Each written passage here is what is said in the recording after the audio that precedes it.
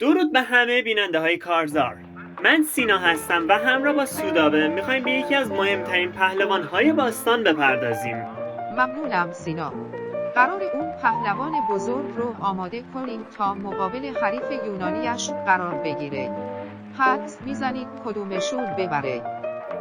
پسر، قرار پیرم با این در بیاد.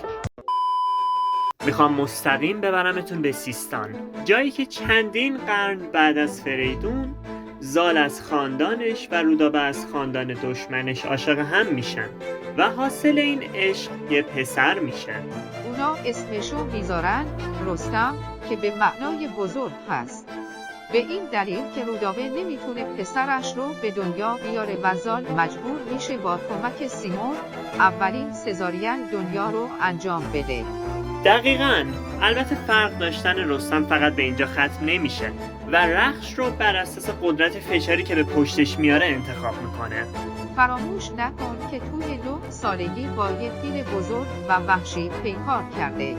اوج عرفانش زمانیه که به هفت‌خوان میره و در این راه کاملا رشد میکنه.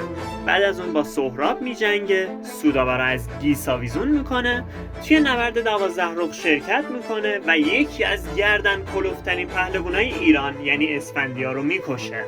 توی هر نبرد یه مهارت رستم نمایان میشه.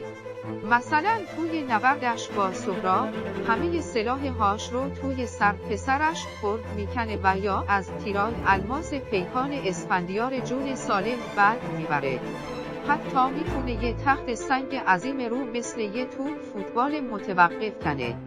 آره، و البته نباید از قدرت‌های هوشیش مثل هوش راهبردی، خوندن و نوشتن و یا حتی مهارت نوازندگیش هم غافل شد. در کل میتونیم بگیم که یه ابر انسانه و قرار گرفتنش کنار رخش، سیمرغ و یا زال اونو خطرناکتر از همیشه میکنه. باید ببینیم حریفش قراره چه خاکی به سرش بریزه. هفته آینده منتظر تحویلش باشید.